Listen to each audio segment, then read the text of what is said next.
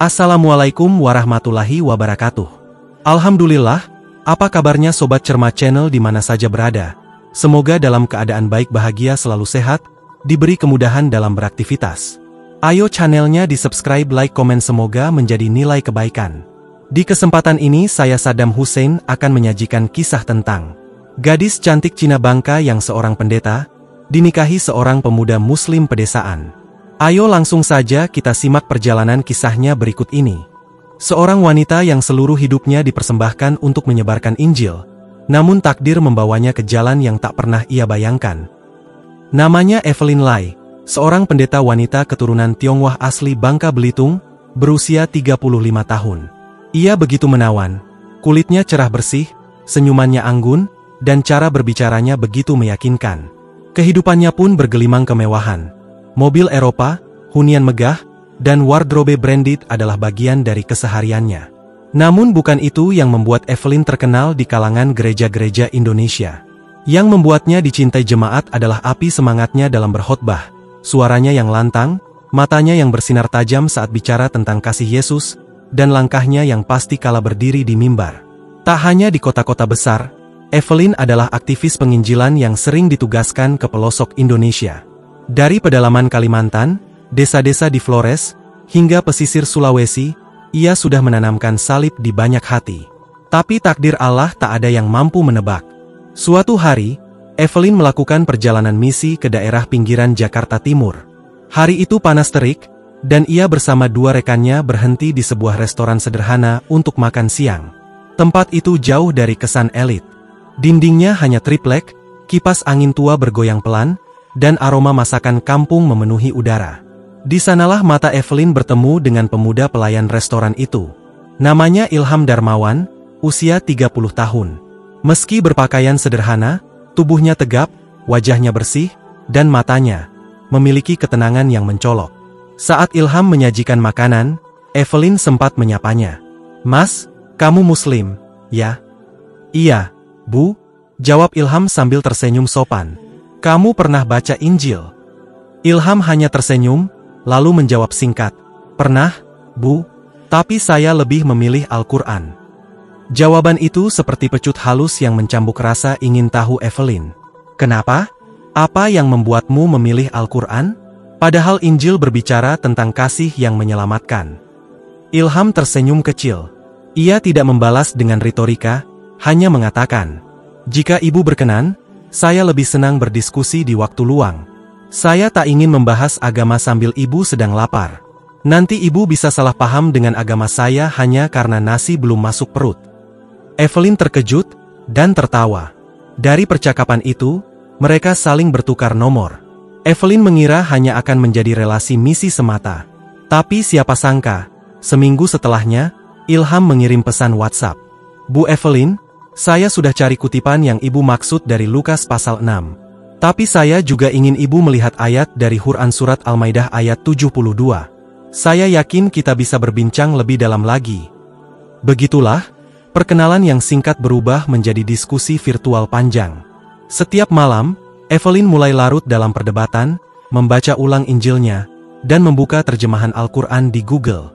Ia sempat menyanggah keras, berargumen tajam, bahkan marah saat Ilham mengutip, "Sesungguhnya telah kafirlah orang-orang yang berkata, sesungguhnya Allah itu ialah Al-Masih putra Maryam." Quran surat Al-Maidah 17. Evelyn membalas, "Ilham, ayat itu menafikan inti iman saya." Ilham menjawab, "Tapi bukan saya yang menafikan, Bu. Itu firman Tuhan yang saya imani. Saya pun tak bisa memilih ayat mana yang ingin saya yakini dan mana yang saya abaikan."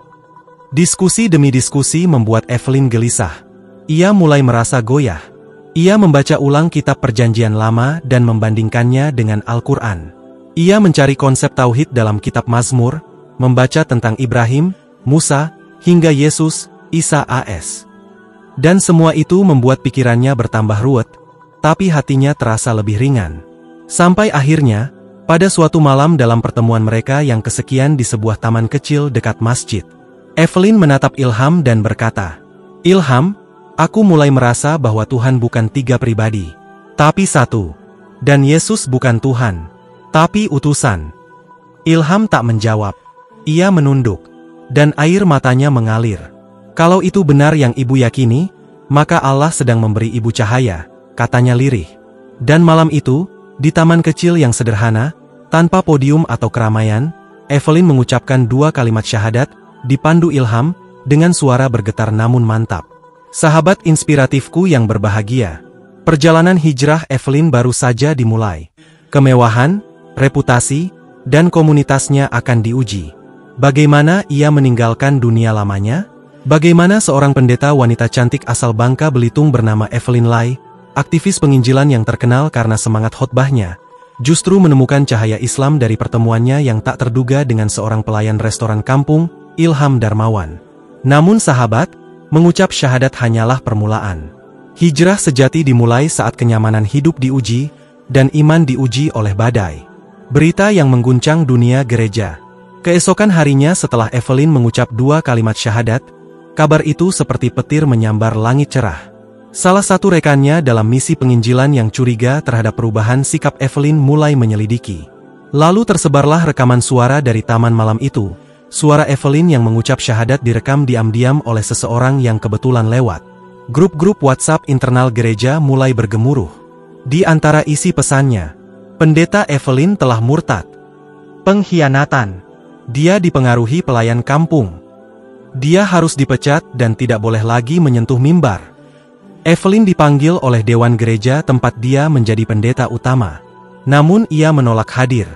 Ia justru mengembalikan sendiri salib pendeta dan jubah pelayanan gerejanya, dan dengan tenang berkata, "Saya tidak berpindah agama karena tekanan, tapi karena pencarian. Saya tidak membenci siapapun, tapi saya tidak bisa lagi berdiri di mimbar yang saya tahu isinya tak lagi saya yakini." Tangisan dan kemarahan mewarnai kepergiannya. Tapi Evelyn memilih diam. Ia hanya berkata dalam hati, "Ya Allah, jika ini bagian dari jalan MU, maka aku akan sabar menjalaninya." Ujian harta dan identitas. Setelah keluar dari gereja dan komunitas lamanya, Evelyn kehilangan segalanya dalam waktu singkat. Rekening banknya diblokir karena sebagian dana berasal dari lembaga keagamaan. Mobil mewahnya disita oleh yayasan tempat ia bekerja. Bahkan apartemen elitnya ia tinggalkan karena tak kuat membayar sewanya sendiri. Ia pindah ke rumah kontrakan sederhana di daerah Condet, Jakarta Timur, sebuah lingkungan muslim yang cukup hangat. Ilham pun datang membantu, membawa perlengkapan seadanya. "Saya tak punya apa-apa lagi, Ham," kata Evelyn lirih sambil menatap dinding triplek. Ilham tersenyum dan membalas, "Tapi ibu sudah punya semuanya, la ilaha illallah. Dunia hanya titipan, tapi tauhid adalah kemerdekaan." Perkataan itu menusuk dalam. Evelyn kini bukan lagi pendeta dengan tas branded dan followers ribuan, tapi seorang mualaf yang belajar mengejar huruf hijayah dari nol. Cinta yang terjaga, ilmu yang terbuka. Ilham bukan hanya pelayan restoran. Ia juga aktif di halakah pekanan masjid dekat rumahnya. Ia membawa Evelyn ikut serta. Setiap malam, mereka berdiskusi. "Kenapa Islam melarang kita menyebut Tuhan sebagai 3 pribadi?" tanya Evelyn suatu malam. "Karena Allah itu Esa. Al-Quran berkata, Kul huwa Allahu ahad. Dan Nabi Isa pun tidak pernah berkata bahwa dirinya Tuhan. Justru beliau bersabda dalam Alkitab, Bapakku lebih besar daripada aku." Itu Yohanes 14 ayat 28, sahut Evelyn cepat. Ilham tersenyum, "Kau lebih hafal Injil daripada aku. Sekarang waktunya kau hafal Al-Quran." Dan malam demi malam, Evelyn mulai menghafal surat pendek. Dimulai dari Al-Fatihah, lalu An-Nas, lalu Al-Ikhlas, yang isinya begitu mengguncang hatinya. "Katakanlah, Muhammad dialah Allah, yang Maha Esa. Allah tempat meminta segala sesuatu. Dia tiada beranak dan tidak pula diperanakan. Dan tidak ada sesuatu pun yang setara dengannya." Quran Surat Al-Ikhlas 1:4. Air matanya mengalir setiap kali ia mengulang surat itu. Setelah 3 bulan mengenal Islam lebih dalam, Evelyn dan Ilham memutuskan untuk menikah secara sah dan syar'i. Tidak ada pesta megah. Hanya akad sederhana di masjid kecil, dengan saksi para tetangga dan teman halakah Ilham. Evelyn mengenakan gamis putih sederhana. Matanya berbinar, bukan karena makeup mahal, tapi karena cahaya keikhlasan dan ketenangan iman. Saat ijab kabul selesai, Ia berbisik lirih. Dulu aku berdiri di altar sebagai pendeta. Hari ini aku duduk di masjid sebagai istri yang tunduk kepada Allah. Namun cobaan belum berhenti di sini. Evelyn masih akan menghadapi gangguan dari keluarganya di Bangka, tekanan dari komunitas lamanya, dan perjuangan menyesuaikan diri dengan kehidupan Islam yang baru. Akankah ia mampu bertahan? Bagaimana ketika keluarganya mengetahui bahwa ia telah menjadi muslimah dan menikah dengan pria kampung? Dan bagaimana ia memperjuangkan haknya sebagai mualaf yang tak memiliki apa-apa lagi selain iman? Sahabat inspiratifku yang berbahagia. Suatu pagi, Evelyn mendapat panggilan dari nomor tak dikenal. Ia tahu betul nomor itu, ibunya. Dengan ragu-ragu ia angkat. Tapi sebelum sempat berkata salam, suara keras terdengar dari seberang. Evelyn, apa benar apa yang Mama dengar dari jemaat di sini? Kamu masuk Islam. Suara itu bukan sekadar marah, tapi kecewa dan patah hati yang dalam. Evelyn diam. Hatinya bergetar. Tapi ia harus jujur. Mama, iya. Aku sudah jadi Muslim. Aku menemukan kebenaran, bukan karena dipaksa, tapi karena aku mencari. Tidak. Kamu menampar keluarga kita, Evelyn. Kamu mempermalukan darah Tionghoa, mempermalukan semua yang sudah kamu capai. Mama, ini bukan soal malu. Ini tentang Allah.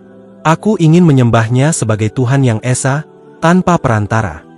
Tapi ibunya langsung menutup telepon. Hari itu, Evelyn menangis dalam sujudnya, memohon kekuatan. Dan Ilham hanya bisa memeluknya, membisikkan. Nabi Ibrahim pun diusir ayahnya saat ia memilih menyembah Allah. Kau tidak sendiri. Ujian identitas, kamu dulunya pendeta, kan? Beberapa orang di sekitar mereka masih melihat Evelyn dengan was-was. Dia mualaf, tapi dulunya kan penginjil. Siapa tahu dia mata-mata. Masa ia langsung jadi istri Mas Ilham? Kok cepat banget? Bahkan ada ibu-ibu pengajian yang terang-terangan menolak duduk dekatnya saat halakah. Evelyn tersenyum pahit, tapi hatinya hancur. Namun ia tak membalas dengan amarah. Ia membalas dengan sujud dan sabar. Dan waktu membuktikan bahwa ia bukan mualaf instan. Evelyn kini ikut kelas tahsin setiap pagi, rajin menghafal Al-Quran, dan bahkan mulai mengenakan cadar sederhana. Ia tak pamer, tak banyak bicara. Tapi akhlaknya mulai meluluhkan hati orang-orang yang dulu mencibir. Di rumah kontrakan kecil mereka, Ilham dan Evelyn sering menghabiskan malam dengan diskusi mendalam. Injil dan Al-Quran terbuka bersisian. Ilham mempelajari kitab lama Evelyn untuk memahami dari mana ia berasal. Dan Evelyn membuka lembar demi lembar Al-Quran untuk merasakan makna yang dulu tak ia kenal. Lukas pasal 4 ayat 43, kata Evelyn suatu malam, Yesus berkata, Aku harus memberitakan Injil tentang kerajaan Allah, karena untuk itulah aku diutus. Lihat, Ilham. Yesus diutus. Bukan Tuhan, tapi utusan. Ilham tersenyum. Itu sejalan dengan Al-Quran, sayang. Inama al-Masihu, Isa ibn Maryama Rasulullahi. Isa putra Maryam hanyalah utusan Allah. Quran Surat Al-Ma'idah 75. Diskusi mereka kadang memanas. Kadang Evelyn masih membawa kebiasaan debatnya semasa jadi pendeta. Tapi Ilham tidak terpancing. Ilham, kamu nggak marah. Kalau marah, aku tak layak menjadi imam bagimu. Islam bukan ajaran yang dipertahankan dengan suara keras, tapi dengan hujjah dan hati yang tenang. Dan malam itu Evelyn berkata pelan, Aku bersyukur menikah bukan dengan pria kaya, tapi dengan pria yang membuatku kaya iman. Beberapa bulan kemudian, Evelyn hamil anak pertama. Tangisnya pecah saat pertama kali merasakan detak jantung di perutnya. Ia memeluk Ilham dan berkata, Aku ingin anak kita tumbuh sebagai penghafal Quran, penyeru tauhid, bukan seperti aku dulu. Hari demi hari, rumah mereka dipenuhi cahaya baru, bukan dari lampu kristal atau lantai marmer seperti masa lalunya, tapi dari ketenangan yang lahir dari iman. Namun, jalan mereka belum sepenuhnya tenang. Akan datang ujian dari luar negeri, sebuah undangan dari jaringan gereja global yang ingin mengembalikan Evelyn dengan cara yang tak terduga. Mereka siap mengerahkan uang, pengaruh, dan bahkan propaganda untuk mencoreng namanya. Akankah Evelyn tergoda kembali ke kehidupan lamanya? Atau justru membalikkan keadaan dengan dakwahnya sendiri? Dari mimbar salib ke cahaya dakwah. Di mana Evelyn akan menebus masa lalunya dengan perjuangan baru. menjadi juru dakwah bagi para mualaf yang terlupakan. Sahabat inspiratifku yang berbahagia. Sama sang suami, Ilham Darmawan, ia kini hidup sederhana, namun penuh ketenangan dan ilmu. Namun ujian belum selesai. Justru di saat ia merasa mulai tenang, godaan besar dari masa lalu datang menyerbu. Suatu pagi, Evelyn menerima email dari organisasi penginjilan internasional berbasis di Singapura, tempat dia dulu pernah menjadi pembicara tamu dalam konferensi besar. Isi emailnya singkat, namun menggoda. "We miss your voice, Evelyn. Come back. We're offering you a full scholarship in theology and a permanent speaking position. We believe this Muslim faith is just confusion. Let us bring you home." Bersamaan dengan itu, datang juga transfer uang sebesar 50 juta rupiah ke rekening lamanya yang ternyata belum ditutup total. Terlampir pula tiket penerbangan bisnis kelas ke Singapura, akomodasi hotel bintang 5, dan janji pelindungan hukum jika ia kembali ke dalam komunitas mereka. Evelyn membaca email itu dengan tangan bergetar. Bukan karena tergoda, tapi karena sadar. Mereka menganggap keislamannya hanya sekadar fase bingung. Dan kini mereka ingin membelinya kembali dengan kemewahan. Ilham, yang saat itu sedang membersihkan halaman rumah kontrakan, mendengar istri tercintanya menangis pelan. "Kenapa, sayang? Mereka pikir aku bisa dibeli kembali hanya dengan uang dan mimbar. Itulah cara dunia bekerja. Tapi kita tak menjual iman, bukan?" Evelyn menatap Ilham. Perlahan ia buka laptopnya, membalas email itu hanya dengan satu kalimat. "The light I found in Islam cannot be dimmed by the shine of gold." Lalu ia menghapus email itu. Dan air matanya jatuh bukan karena bimbang, tapi karena teguh. Setelah mendapat bimbingan dari ustazah pembina mualaf di daerahnya, Evelyn mulai pelan-pelan menjadi pembicara dalam forum-forum kecil. Bukan sebagai pendeta, tapi sebagai mualafah yang bicara dari pengalaman dan perjalanan iman. Ia tak menyampaikan ayat-ayat dengan lantang seperti dulu di gereja. Ia bicara dengan hati, dengan air mata, dan dengan dalil dari Quran dan Bible yang ia pahami. Beberapa komunitas mualafah bahkan mulai mengundangnya sebagai penguat spiritual. "Saya dulu berdiri di atas mimbar untuk menyuruh orang ikut Yesus. Tapi kini saya mengajak orang mengenal Allah yang esa, yang tidak menyerupai makhluk, tidak punya anak, dan tidak diperanakan. Saya pernah belajar Trinitas hingga ke akar doktrinnya. Tapi Al-Ikhlas menyederhanakan semuanya, Qul huwa Allahu ahad." Evelyn juga aktif membina grup WhatsApp rahasia para mualaf dari latar belakang Kristen, tempat di mana mereka berbagi kesulitan dan kekuatan iman. Ia menjawab pertanyaan, memberikan semangat, dan membagikan kisahnya. Namanya mulai dikenal. Hingga suatu hari, ia diundang menjadi tamu di sebuah program televisi Islam bertajuk Hijrahku, Jalan Cahayaku. Ilham sempat khawatir. "Kamu yakin siap bicara di depan publik lagi? Setelah semua caci maki dari komunitas lamamu?" Evelyn menjawab tenang. "Dulu aku berdiri di depan kamera untuk membela salib. Sekarang biarkan aku berdiri untuk membela tauhid." Di studio, Evelyn tampil sederhana dengan gamis dan kerudung syari. Tak ada makeup menor, tak ada cincin berlian. Tapi justru penampilannya yang sederhana menguatkan kesaksian yang ia bawa. "Saya kehilangan segalanya di dunia. Tapi saya mendapatkan segalanya di akhirat, insya Allah. Islam tak menjanjikan saya popularitas, tapi menjanjikan saya ampunan dan rahmat dari Tuhan yang sejati."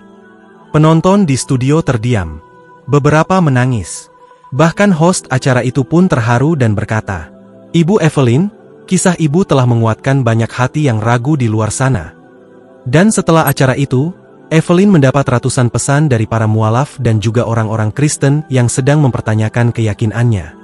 Beberapa minggu kemudian, Evelyn mendapat sepucuk surat dari adiknya di Bangka. Bukan ancaman, bukan caci maki, tapi tulisan tangan yang gemetar. "Kak, setelah menonton wawancaramu, aku jadi bertanya-tanya. Apa benar Yesus bukan Tuhan? Aku belum siap pindah agama. Tapi tolong, ajari aku mengenal Islam secara jujur. Tanpa paksaan, tanpa debat, hanya dari hati ke hati." Surat itu membuat Evelyn menangis dalam sujud malamnya. Ia sadar, hidayah tidak bisa dipaksa, tapi bisa ditunjukkan melalui ketulusan, kesabaran, dan bagaimana Evelyn Lai, mantan pendeta wanita yang kini menjadi muslimah, mulai dikenal sebagai pembicara mualafah yang inspiratif. Ia telah menolak rayuan uang dan jabatan dari lembaga penginjilan internasional, dan memilih jalan dakwah yang sederhana namun penuh keyakinan. Namun, ujian berikutnya datang bukan dari luar, melainkan dari tempat paling dalam, keluarganya sendiri di tanah kelahirannya, Bangka Belitung. Beberapa minggu setelah tampil di televisi, Evelyn menerima surat kedua dari adiknya. Tapi kali ini ada lampiran berbeda, undangan dari sang ibu. "Evelyn, Mama ingin bicara langsung. Kalau kau benar menemukan Tuhan yang Esa, maka tunjukkan pada Mama. Tapi jangan dengan debat. Datanglah ke Bangka. Kita bicara sebagai keluarga." Membaca surat itu membuat Evelyn terdiam lama di sajadah. Ia tahu, kembali ke Bangka bukan sekadar pulang. Itu adalah medan ujian akbar, di mana keluarganya, komunitas Tionghoa Kristen yang sangat kental, akan menyambutnya bukan sebagai anak atau saudari, tapi sebagai pengkhianat keyakinan. Ilham mencium tangan Evelyn ketika ia bersiap berangkat. "Kalau kamu tak sanggup, aku bisa ikut." "Tidak, Ham. Ini harus aku hadapi sendiri. Tapi doamu selalu menyertaiku, kan?" Dalam setiap sujud, jawab Ilham sambil menahan haru. Saat Evelyn turun dari kapal cepat di pelabuhan, angin laut membawanya pada kenangan masa kecil. Tapi langkah kakinya kini bukan menuju gereja, melainkan menuju rumah ibunya yang dulu megah, dan kini sunyi. Sesampainya di depan pintu, sang ibu menyambutnya dengan wajah tanpa senyum.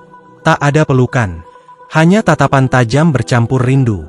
"Masuklah, tapi jangan coba-coba dakwah di sini." Evelyn mengangguk. Ia sadar, kehadirannya sendiri sudah dianggap sebagai ancaman. Di dalam rumah, ia disambut oleh adik perempuannya yang lebih lembut. Mereka saling menatap dan berpelukan sebentar. Tapi suasana tegang kembali saat sang ibu mengajukan pertanyaan pertama. "Jadi, kamu sekarang sembahyang ke arah Mekah? Kamu sujud 5 kali sehari? Kamu tinggalkan Yesus yang kamu bela seumur hidupmu?" Evelyn tidak menjawab dengan ayat atau dalil panjang. Ia hanya menatap ibunya dan berkata pelan, "Aku tidak meninggalkan Yesus, Ma. Aku justru mengenalnya secara lebih jernih. Sebagai nabi, bukan Tuhan. Dulu aku menyembah Yesus, tapi sekarang aku menyembah Tuhan yang juga Yesus sembah." Sang ibu terdiam. Matanya berkaca-kaca. Tapi sebelum ia menjawab, masuklah pendeta tua dari komunitas lokal, orang yang dulu membimbing Evelyn menjadi penginjil. "Evelyn," kata pendeta itu, "kamu bukan lagi bagian dari kami. Tapi izinkan saya mengingatkan, jalan yang kau pilih ini adalah jalan gelap." Evelyn tersenyum dan membuka tasnya. Ia keluarkan satu kitab suci, Al-Quran terjemahan Indonesia, dan satu lagi, Injil miliknya yang sudah lusuh. "Saya tahu kenapa Bapak bilang begitu, tapi saya ingin tunjukkan sesuatu." Ia buka Injil Yohanes 17:3. "Inilah hidup yang kekal itu, yaitu bahwa mereka mengenal Engkau, satu-satunya Allah yang benar, dan mengenal Yesus Kristus yang telah Engkau utus." Lalu ia buka Quran surat Al-Ikhlas. "Katakanlah, Dialah Allah, yang Maha Esa. Allah tempat bergantung, tidak beranak dan tidak diperanakan, dan tidak ada sesuatu pun yang setara dengannya." Dulu saya membaca ayat-ayat ini, tapi saya tidak mengerti. Sekarang saya paham, dan saya tenang. Pendeta itu hanya menggelengkan kepala dan pergi dengan raut kecewa. Namun justru setelah itu, sang ibu pecah dalam tangis. "Kenapa kamu tidak bilang dari awal seperti ini, Evelyn? Aku kira kamu telah hilang arah. Tapi sekarang aku melihat ketenangan dalam sorot matamu yang dulu hanya aku lihat saat kamu berkhotbah." Evelyn mendekat dan menggenggam tangan ibunya. "Ma, Islam bukan menghapus masa lalu, tapi menyempurnakannya. Aku tidak membenci Kristen, aku hanya ingin menyembah Allah sebagaimana nabi-nabinya mengajarkan." Malam itu, sang ibu tak bisa tidur. Ia termenung memandangi Al-Quran yang ditinggalkan Evelyn di meja. Dalam diam, ia buka lembar pertama. Sementara adiknya, yang sudah sejak awal ragu akan konsep Trinitas, mulai bertanya, "Kak, boleh aku ikut kajian online denganmu minggu depan? Aku ingin tahu tentang Islam dari hatimu." Evelyn menangis bahagia. Ia tahu, hidayah tidak bisa diwariskan, tapi bisa diilhamkan lewat cinta dan kesabaran. Evelyn kembali ke Jakarta dengan langkah ringan. Rumah kontrakannya kecil, tapi kini terasa lebih luas dari istana. Di depan pintu, Ilham sudah menunggu dengan senyum yang tak pernah berubah. Gimana? Mungkin bukan mereka yang berubah, Ham, tapi pandangan mereka tentang Islam sudah mulai retak. Insya Allah, dan dari celah itu, cahaya bisa masuk. Mereka saling tersenyum. Evelyn memeluk suaminya, dan dengan suara pelan ia berkata, "Aku ingin mendirikan rumah pembinaan mualaf perempuan. Aku tahu rasanya sendirian di awal, dan aku tak ingin ada yang mengalaminya lagi." Namun perjuangan Evelyn masih akan berlanjut. Akan datang momen ketika ia berdiri di hadapan ratusan mualaf baru, membimbing mereka di jalan tauhid. Akan muncul ancaman dari kelompok intoleran. Tapi juga akan lahir gelombang cinta dan hidayah dari mereka yang terinspirasi olehnya. Sahabat inspiratifku yang berbahagia. Demikian saya sajikan kisah ini yang penuh literasi, mencerahkan cakrawala berpikir dan menginspiratif kehidupan kita, untuk senantiasa mawas diri serta istiqomah dalam menapaki jalan kebenaran, naungan cahaya petunjuk Allah Subhanahu wa Ta'ala. Atas segala perhatian dan dukungan sahabat inspiratifku, saya ucapkan terima kasih, semoga menjadi nilai kebaikan.